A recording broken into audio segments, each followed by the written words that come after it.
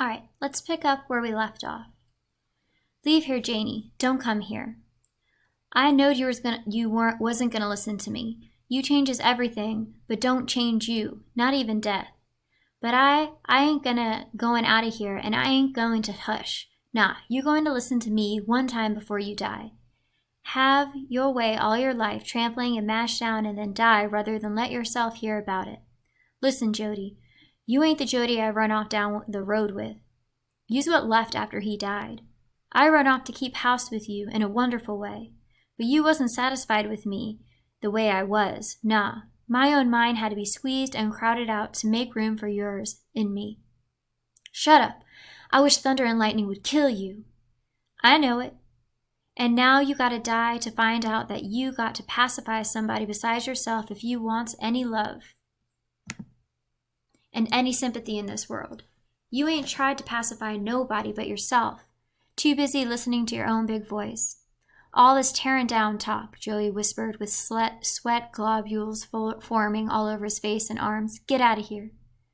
All this bowing down, all this disobedience under your breath, that ain't what I rushed off down the road to find out about you. A sound of strife in Jody's throat, but his eyes stared unwillingly into a corner of the room, so Janie knew the futile fight was not with her. The icy sword of the square toe, one had cut off his breath and had left his hand in a pose of agonizing protest.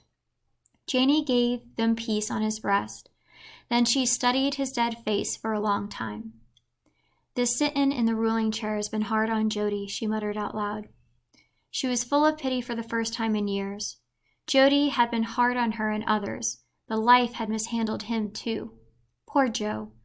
Maybe if she had known some other way to try, she might have made his face different. But what that other way could be, she had no idea. She thought back and forth about what had happened in the making of a voice out of a man. Then thought about herself. Years ago, she had told her girl self to wait for her in the looking glass. It had been a long time since she had remembered. Perhaps she'd better look. She went over to the dresser and looked hard at her skin and features. The young girl was gone, but a handsome woman had taken her place. She tore off the handkerchief from her head and let down her plentiful hair. The weight of the length, the glory was there. She took careful stock of herself, then combed her hair and tied it back up again. Then she starched and ironed her face, formed it into just what people wanted to see, and opened up the window and cried, "Come here, people! Jody is dead. My husband is gone from me." So what is it that Janie says to Jody on his deathbed? So Janie has come to speak her piece. She wants to tell Jody exactly what she thinks before he dies, because she's never gotten to in the past. And what surprises Jody is that he's dying. When Janie says it to him, he hadn't realized or hadn't admitted to himself that it was true. And so he's shocked by the idea that he's dying and he's not going to get better. And after he realizes this, Janie then explains to him several things about their relationship. She explains to Jody that he doesn't know who she really is, and that he was too obsessed with what he had wanted that he didn't see what he had, which he had so much. He had the community's respect, he had Janie, he had a lot of things to be happy with. And Janie wanted to have a happy life with him, but he wanted to change her in ways that made her unhappy. And also she explains that he only listened to his own voice and never hers, which is why he doesn't know her. So with all these things that she says right before he dies are things that she's been harboring for a really long time. However, I'm curious, do you think it was fair for Janie to speak her mind while Jody was on his deathbed? After Jody dies, Janie, you can tell, feels better.